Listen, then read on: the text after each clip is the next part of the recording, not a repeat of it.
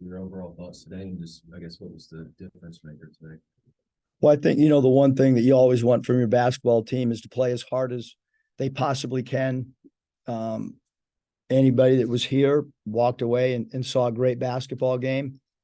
I feel for the locker room. They're giving it all they have. I mean, this is a ranked team at home coming off beating Kansas. We went with a half-court trap that I thought we executed to perfection, especially in the first half. I think they were 1 of 14 against it.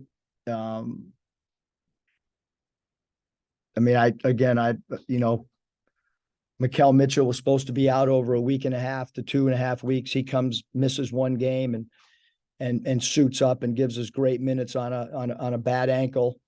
Anthony Black is extremely banged up.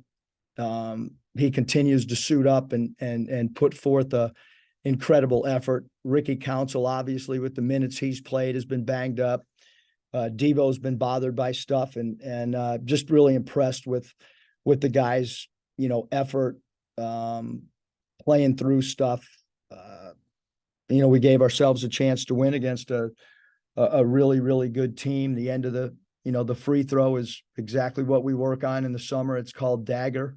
And, Joseph had a good look. Just, sometimes a shot doesn't go, and that's a little bit, it's tough to ask a guy who's sat for that long as well. But execution in a lot of different areas. I thought we were good. I thought the players did a really good job of clock management and gave ourselves an opportunity to potentially put the game into overtime. So was Devo supposed to miss that free throw, or was he going to be ideally he'd hit the first free throw, miss the second? That would be ideal, but they surprisingly got to the spots exactly like we're supposed to, and it was a Hubie Brown play that we work on all the time, and finally had a chance to execute it. So if he misses it, you guys know what to do. They know exactly what to do. The offensive possession right before that, when Devo turned the corner for the layup, was that you're down 3 there? Was that a situation where take what the defense gives you? No, we had 3 options for a 3, and Devo found a seam in the defense, and we felt, we wanted a 3, but if you didn't have a clean look at a 3 instead of just hoisting up the shot, which it played out time-wise like we thought it possibly could. So,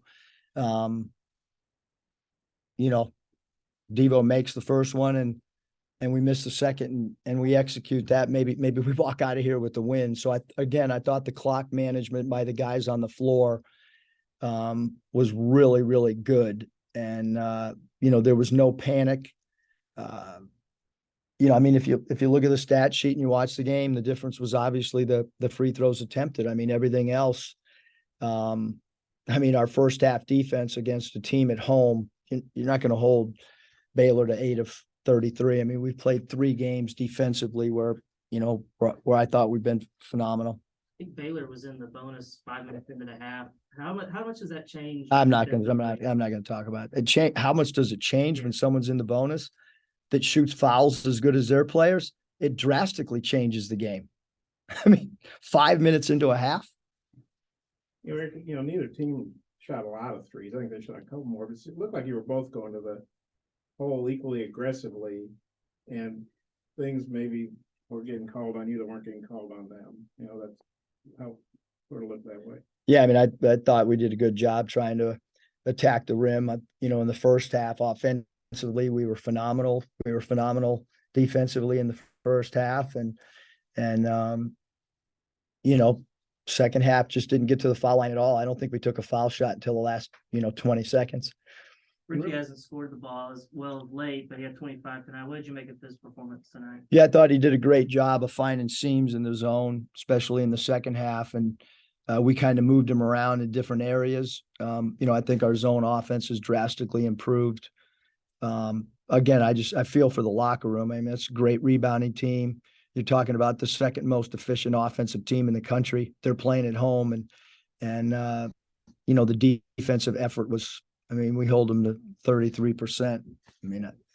Again, they're the second. I didn't make it up. They're the second most efficient offensive team in the country. So feel really bad for our guys in our locker room. I really do, because the effort was outstanding. What'd you make of Jalen Graham's performance today? Obviously, you trusted him in that trap that you guys were using in the first half. After 9 rebounds, it's like several assists. Yeah, I thought the trapping and understanding the angles and how to do it. He was phenomenal. Obviously, he was 0 for 4 from the foul line. Really, really, really hurt us. But he did a good job on the backboards, having 9 rebounds. Thought he was really good in the middle of the zone, having 4 assists. But 4 turnovers from that position is a little bit too much. And like I said, the 4 turnovers and the 0 for 4 from the foul line, we've got to convert when we do get the little chances that we did tonight to get to the line. Eric, I know that obviously the goal is to win, but you guys played so well for most of the game. It's a really good team at their place. Do you feel like you can take positives from this and you can start getting some? I mean, we just got to try to scrap wins out. I mean, the Missouri game, I mean, you saw what they did today. They're a heck of a basketball team at their own place. Gave ourselves a chance to win there. This game, I mean, we're playing against really good teams. We're playing really good basketball on the road. We just look up Baylor's record when Flagler doesn't play or Cryer. Look up Creighton's record when their center doesn't play. Those are just one guys at a time not being out. So, should our fan base, like not winning games? Absolutely no. But I do feel that the respect for how hard an undermanned team is playing, a team that's banged up, continues to fight and scrap. And I, really proud of how hard our team has played, especially of late. There's no team that can play harder than what we played tonight. And I'm sure that Baylor would say the same thing about our effort. It was your first technical of the season. It looked like McKell had pretty good position there. I mean, I don't want to comment on the refs because it's not worth it. You mentioned AV playing through some pain. What's that show you about a freshman to play 35 minutes like tonight? Well, I mean, there was a point where we didn't know if he was going to be able to go back in the game. Our trainer's done a great job. It's again, I mean, McKell had a boot on and couldn't walk 3 days ago. And so we have a group of guys in uniform that are just, I mean, again, playing through injuries. I can't compliment them enough. I really can't, because it hadn't been easy on these guys. They're playing a lot of minutes, and they're giving all they got. Eric, I think that's your 4th loss by 3 where you had a 3. Might have been desperation 3. Some were decent. Looks like what Joe's had. 4th loss by 3 points where you at least had a 3, shot at the end. How tough is that, or how frustrating? I've never had a season like this at all since I've been coaching. I've been coaching a long time, and like I said, I feel for the locker room. We've 3 games could flip, and it's actually 4.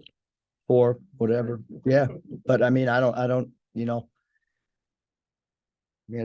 hope we can figure out a way to continue to get better. What'd you think of George out there, freshman? Oh, he's phenomenal. I thought, I mean, he just rose up, knocked down his foul shots, has an incredible looking shot. 24 points in 32 minutes. I mean, he's a really, really, really special player. Really special player. Got another quick turnaround and travel. We'll ask some Mississippi State questions. I'm sorry, Texas A&M questions. Yeah, Coach, what is it about Texas A&M's style of play that made them maybe a difficult matchup over the course of the last couple of years? Well, I think they're a difficult matchup for everybody. I don't think it's just us. I mean, you look at what they did last year to end the season. A pretty difficult matchup for everybody, the way they won towards the end of the year. I think they have a veteran team. They really know their roles. They play their roles. Taylor's a guy that can make threes. He's got really good quickness. Radford is a matchup problem for everybody in the SEC, not just us, because he can play the 2, 3, 4.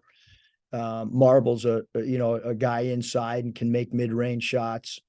And then Coleman's a guy that plays extremely hard. So 2 big physical guys that offensive rebound at a high rate.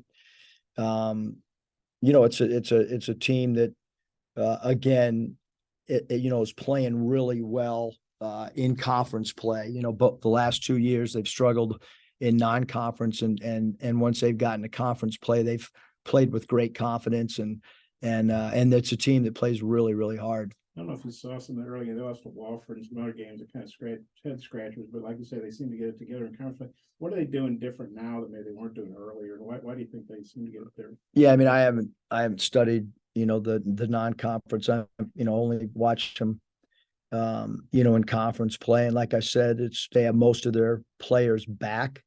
And then you add a guy like Marble, and then you add a transfer from within league like Garcia. So they have a deep team, and they play really hard. And as far, you guys get travel, tough road loss travel, then Tuesday night. How tough a turnaround is that? When you're down 2 guys, whether it's a short turnaround or long turnaround, and you're banged up, and guys, I don't know how much we can do between now and Tuesday in practice, but I know that these guys are going to fight through injuries and show great toughness and grit. Because that's what they've been doing, and they'll continue to do that. These guys that are in uniform right now. You mentioned being down 2 guys. Is there any update on Nick? Oh, no. The crowd today, the season after Baylor, and obviously most of the fans were theirs, but I'm going to guess maybe 1,000 fans. I don't know if you're focused, but we could hear hog calls and stuff. Did you have any sense of the Yeah, no, our crowds are as good as any in the country, and tough place to play. Baylor is, obviously, if you look at their home record, and I know that our guys could feel the Razorback people that were here, and we travel well, and today was another showing by our fans. Eric, after the game, you mentioned like the competitiveness of the guys. That seems like, as you just mentioned, in the fight of the guys, like how much has that changed in your opinion? I think we had, just like everybody in college basketball, every single team, we the Vanderbilt second half, we didn't play with the intensity and the defense that we normally do. So that was a 16-minute segment. There's been times where we've struggled maybe offensively, but we've played really hard. And,